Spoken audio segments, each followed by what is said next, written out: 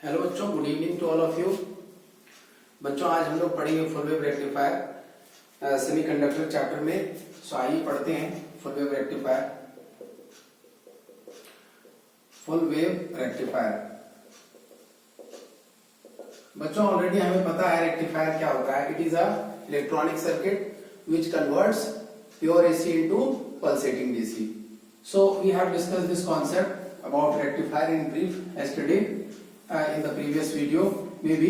So today full wave rectifier। सबसे पहले बच्चों हमें एग्जाम में जब ये क्वेश्चन आएगा तो हमें क्या करना है, सबसे पहले सर्किट ड्रॉ करना है। यहाँ पर दो डायोड होता है बच्चों, इस तरह से सर्किट है, यहाँ पर ट्रांसफार्मर कनेक्टेड होता है और ये जितने नंबर ऑफ टर्न्स हैं इसके बीच में यहाँ पर सेंटर टेपिंग की जाती है। सेंटर टैप ट्रांसफार्मर होता है और यहाँ से लोड जो है, रेजिस्टिव लोड है, इसको कनेक्ट किया गया है और एक और डायोड जो है इस तरह से कनेक्ट किया गया है। This is electric circuit.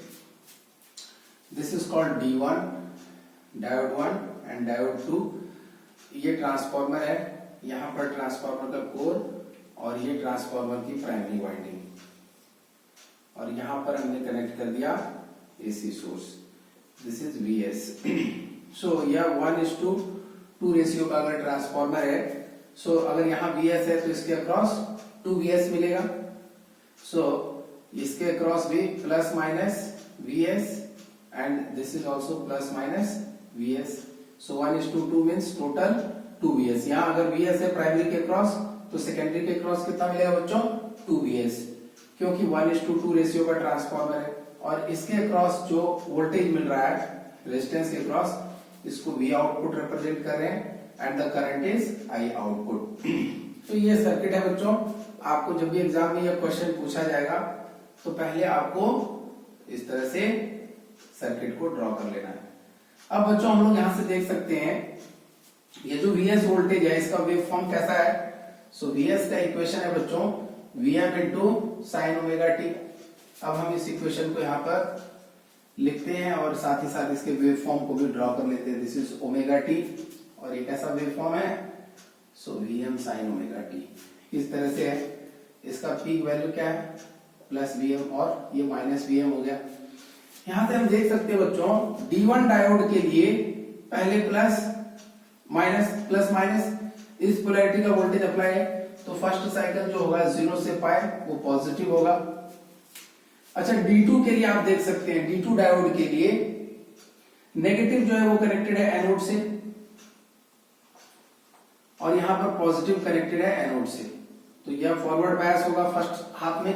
0 to पाई में D1 फॉरवर्ड बायस है और 0 to पाई में D2 जो है वो रिवर्स बायस है। क्यों, क्योंकि देखिए यहाँ पर जो वोल्टेज इसके लिए पॉजिटिव है वही इसके लिए क्या है, नेगेटिव है। तो ये D1 के अक्रॉस वोल्टेज अप्लाइड है और D2 के अक्रॉस क्या वोल्टेज अप्लाइड है बच्चों, minus of VS। So D2 के अक्रॉस जो वोल्टेज अप्लाइड है वह इस तरह से है। We can see this is the voltage applied across D2। This is the voltage wave form whatever we are applying across diode D2। इस तरह का वेव फॉर्म अप्लाइड है बच्चों। आगे के साइकिल में हम लोग स्टोरी को रिपीट कर सकते हैं। सो D1 के लिए पॉजिटिव वोल्टेज है 0 से पाई में और D1 फॉरवर्ड बायस है, D1 कंडक्ट करेगा, ऑन होगा। और D2 के लिए बच्चों देखिए यहाँ पर ये नेगेटिव पोलैरिटी यहां से कनेक्टेड है तो 0 से पाई में D2 के लिए अप्लाइड वोल्टेज नेगेटिव है। सो यहां से आप क्लियरली ऑब्जर्व कर सकते हैं। अगर हम फर्स्ट केस में एनालिसिस को स्टार्ट करें, केस 1 में अगर बात करें तो यहाँ पर थोड़ा सा स्पेस बना लेते हैं या ऊपर लिखते हैं केस 1। केस 1 में क्या है बच्चों, when omega t is greater than 0 less than pi, D1 is forward bias, positive voltage applied है एनोड पर, एनोड का पोटेंशियल कैथोड के पोटेंशियल से ज्यादा है and D2 is reverse biased. अच्छा जो फॉरवर्ड बायस होगा वो ऑन होगा और जो रिवर्स बायस्ड होगा वो ऑफ होगा। ऑन का मतलब क्लोज स्विच और यहाँ पर ओपन सर्किट। तो यहाँ पर ये जो D2 है बच्चों यह ओपन हो जाएगा तो इधर से कोई करंट वगैरह कुछ फ्लो नहीं होगा तो इस पूरे ब्रांच को हम यहाँ से डिलीट कर सकते हैं इस तरह से।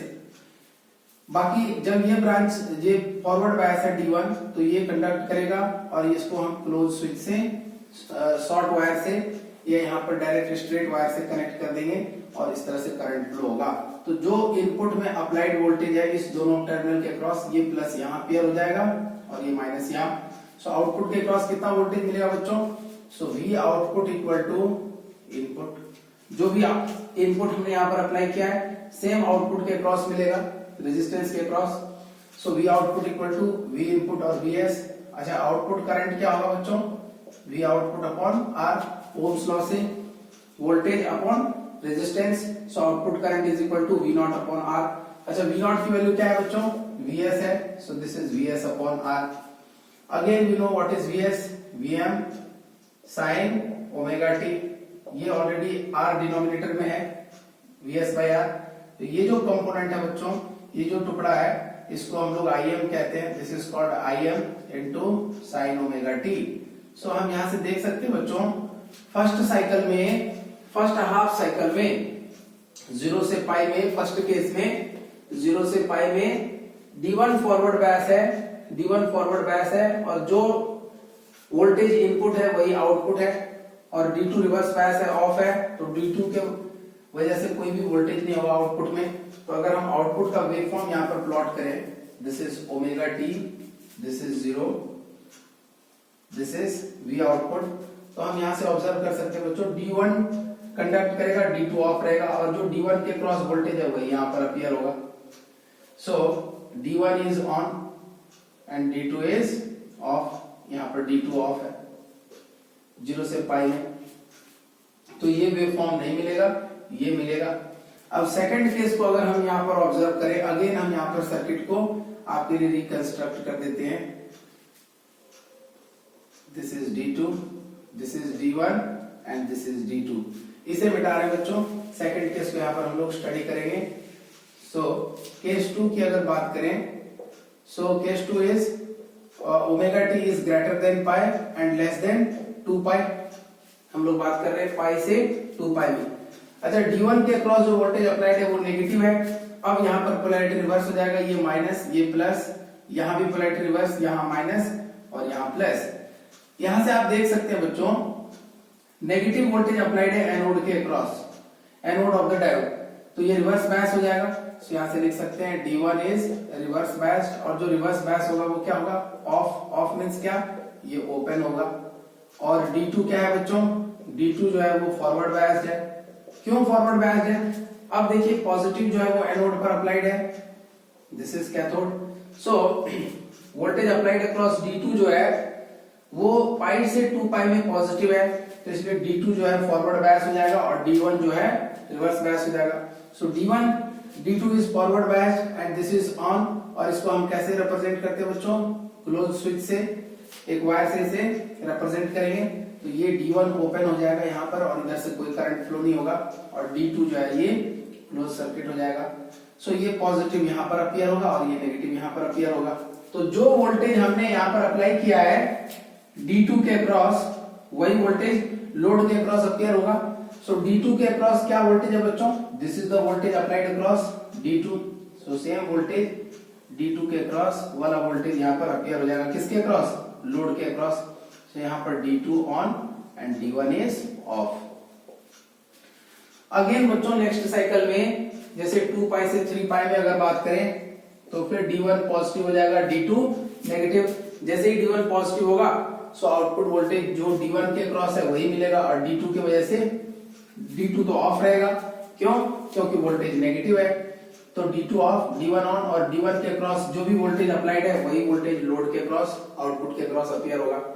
सो इस तरह से अगर हम आगे के साइकिल्स में बनाना चाहेंगे तो this will be repeated like this, this will be repeated like this. So this is 2 pi, this is 3 pi, this is 4 pi and so on. The waveform will be repeated. So यहाँ पर D1 on, D2 off, D2 on, D1 off, again D1 on and D2 off. Again बच्चों D1 off and D2 on.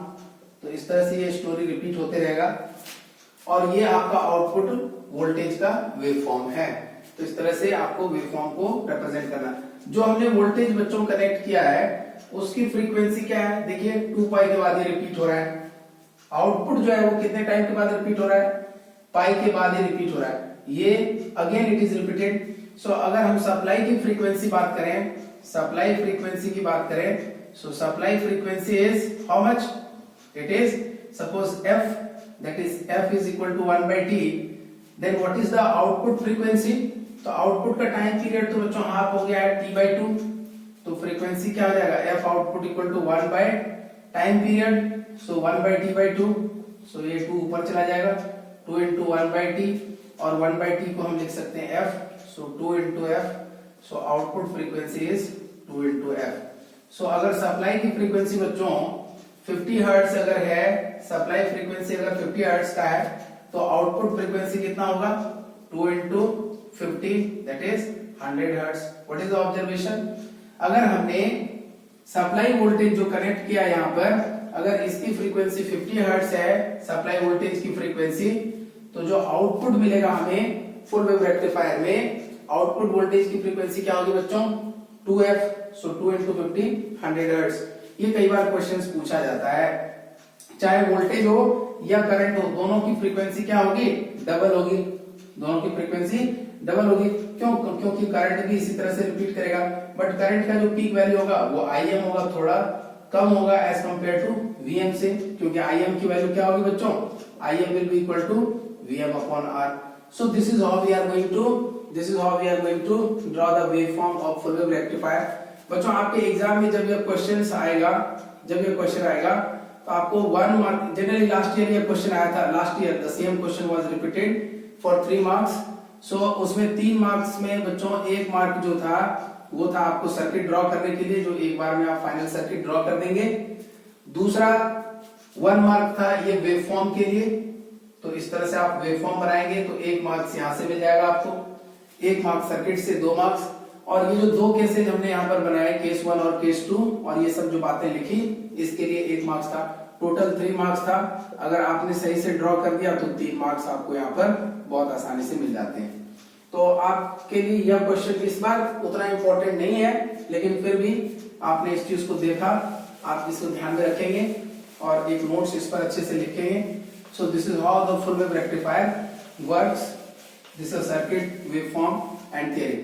अब बच्चों कुछ और जो important results हम यहाँ से डिस्कस कर सकते हैं, सो वो क्या हो सकता है, इसको अगर हम बात करें इंपॉर्टेंट रिजल्ट्स की फ्रॉम फुल वेव रेक्टिफायर, तो हमें पता है कि रेक्टिफायर सर्किट क्या करता है बच्चों, रेक्टिफायर जो चाहे वो हाफ वेव हो या full wave rectifier, FWR stands for full wave rectifier. तो रेक्टिफायर सर्किट का क्या काम होता है बच्चों, प्योर एसी को, हमेशा याद रखिए कोई भी रेक्टिफायर हो वो प्योर एसी को पल्सेटिंग डीसी में कन्वर्ट करता है, पल्सेटिंग डीसी में कन्वर्ट करता है। अब यहाँ पर 2 कंपोनेंट होंगे, एक एसी कंपोनेंट होगा और एक डीसी कंपोनेंट होगा। आपको कौन सा कंपोनेंट को यहाँ पर फिल्टर करना है, डीसी कंपोनेंट। आपको डीसी कंपोनेंट चाहिए, क्यों, क्योंकि रेक्टिफायर सर्किट में, रेक्टिफायर सर्किट के आउटपुट में रिक्वायर्ड कंपोनेंट क्या होता है बच्चों, डीसी वैल्यू। तो हमें डीसी कंपोनेंट फाइंड आउट करना है। So DC value of voltage, DC value of voltage in the output waveform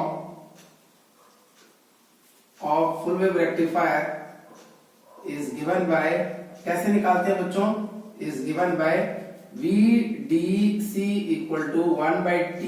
average value भी बोलते हैं बच्चों, डीसी वैल्यू को एवरेज वैल्यू भी बोला जाता है। So you may note this point, DC value is also known as, DC value is also known as average value, DC value is also known as average value. बच्चों VDC को कैसे निकालेंगे, तो हमने आपको बताया था तरीका, टाइम पीरियड से डिवाइड करेंगे into area under the curve. So 0 से T, V आउटपुट इनटू D ओमेगा T। ये ओमेगा T क्यों, क्योंकि ये जो एक्सिस है ये ओमेगा T वाला एक्सिस है, जो भी वेरिएबल कंसीडर करेंगे। यहाँ पर देख सकते हैं हम, हमारा जो वेवफॉर्म है ये कितने टाइम के बाद रिपीट हो रहा है बच्चों, T/2 टाइम के बाद ही रिपीट हो रहा है। सो यहाँ पर T की वैल्यू जो होगी बच्चों वो T/2 होगा। जनरल, ये जनरल फॉर्मूला है, बट यहाँ पर जो आउटपुट में जो टाइम पीरियड है वो क्या है, half of T, so T by two, and this is 0 से T by two, this is Vm sin omega T. Output voltage का इक्वेशन वही है, जब भी आउटपुट के अक्रॉस वोल्टेज होगा बच्चों, that will be same as input voltage, और इनपुट वोल्टेज का इक्वेशन है Vm sin ओमेगा टी, तो आउटपुट वोल्टेज का भी इक्वेशन क्या होगा, Vm sin omega t into d omega t. अब बच्चों इसे हम इंटीग्रेट कर देते हैं, यहाँ पर 2 बाई टी हो जाएगा, और दिस इज, ये Vm भी बाहर आ जाएगा यहाँ से, दिस इज 0 से t by to, and this is sine omega T D T D omega T. यहां पर लिख रहे हैं ऊपर में, इसको मिटा करके, so VDC is equal to 2Vm by t. अच्छा, साइन ओमेगा टी का integration again minus cos omega t, और लिमिट क्या है बच्चों, 0 से t बाई टू। अच्छा, टोटल टाइम है 2 pi, omega t equal to 2 pi है, और उसका हाफ क्या है, पाई है, तो t बाई टू के बदले हम क्या लिख सकते हैं यहाँ पर, पाई। यहाँ पर t के बदले क्या लिख सकते हैं बच्चों, यहाँ पर t बाई टू के बदले पाई लिख सकते थे। सो यहाँ पर अगर हम सब्स्टिट्यूशन करें तो this will become Vm by pi. सो यहाँ पर लिखते हैं Vm by pi, Vm upon t by two, so Vm upon t by two के बदले पाई लिखा, so Vm by pi. I hope यहाँ पे कोई डाउट नहीं होना चाहिए आप लोगों को। अब अपर लिमिट पुट कर देंगे, minus of cos pi minus of this minus, so this will become plus cos 0। यहां से देख सकते हैं बच्चों, this is Vm upon pi. अच्छा, कॉस पाई की वैल्यू क्या है, -1, और यहाँ पर ऑलरेडी माइनस है, so minus minus will become plus cos 0 1, so this is how much, 2 Vm upon pi. So this is the DC value of the voltage of full wave rectifier, 2 Vm by pi. In the same way बच्चों, अगर हम current के लिए calculate करेंगे, you know that what is that value, 2 into Im by pi, and what is Im? Im is equal to Vm upon R. So we can get this current IDC to Im by pi also. कैसे, तो current का equation क्या होगा, Im sin omega t, और again current का भी जो frequency है वो t बाई फ्रीक्वेंसी जो है वो 2f ही है, और टाइम पीरियड हाफ ही है, t बाई टू ही है। करंट भी इतने टाइम के बाद ही रिपीट करेगा। सो अगर वेव फॉर्म को कंसीडर करें और उसके लिए इक्वेशन लिख करके अगेन इंटीग्रेट करें एवरेज वैल्यू ऑफ करंट के लिए या डीसी वैल्यू ऑफ करंट के लिए, तो इसकी वैल्यू भी 2 Im by pi निकल करके आएगा। So this is how we completed the calculation of DC value of voltage present in the output waveform of full wave rectifier, and also the DC value of the current present in the output waveform of full wave rectifier. So बच्चों, in this video this much only, but before stopping this video आपको एक important बात जो बतानी है वो यह कि यह क्वेश्चन लास्ट ईयर आया था 3 मार्क्स के लिए, तो this question is not that much important, but मैंने चूंकि आपको करा दिया है, आप चीजों को एक बार देख लीजिए, नोट कर लीजिए कॉपी में, और जब भी आपको क्वेश्चन आता है एग्जाम में तो इस तरह से आपको आंसर करना है। 1 मार्क टाइप के क्वेश्चन जो बनेंगे इसमें वो इस तरह के बनेंगे कि अगर सप्लाई की फ्रीक्वेंसी 50 हर्ट्ज है तो आउटपुट वोल्टेज, अगर सप्लाई वोल्टेज की फ्रीक्वेंसी सपोज 50 हर्ट्ज है तो आउटपुट वोल्टेज की फ्रीक्वेंसी क्या होगा, तो 2 into 50। आउटपुट करंट की फ्रीक्वेंसी क्या होगी बच्चों, 2 into 50। So this is how much, 100 hertz. This is also 100 hertz. So this may be 1 mark type question from full wave rectifier. So 1 mark question, ठीक है। So इसे आप अच्छे से लर्न करिए, वीडियो को अच्छे से वॉच करिए, एंड बाकी अगले वीडियो में हम लोग लर्न करेंगे बच्चों energy band diagrams, energy band diagram. Energy band diagram के बारे में हम लोग ब्रीफली लर्न करेंगे, और on the basis of energy band diagram हम लोग कंडक्टर, इंसुलेटर्स और सेमीकंडक्टर्स के बीच क्लासिफिकेशन करेंगे, और उनके बीच में क्या डिफरेंसेस है उस पर भी हम लोग डिस्कशन करेंगे, और फिर एन टाइप, पी टाइप वगैरह के लिए भी हम लोग एनर्जी बैंड डायग्राम्स को एक्सप्लेन करेंगे ब्रीफली। अभी प्योर थ्योरेटिकल पार्ट चल रहा है, तो आप इसे एक एक करके करते चले जाइए, और इसके बाद फिर फोटो डायोड्स वगैरह का भी कंसेप्ट डिस्कस करेंगे। तो आप लगातार वीडियो को देखिए और अगर आप वीडियो देखेंगे तो हमें और भी वीडियो बनाने में अप्रिशिएशन मिलेगा and I will be motivated to make more quality videos. So इस वीडियो में इतना ही, मिलते हैं अगले वीडियो में। थैंक यू बच्चों।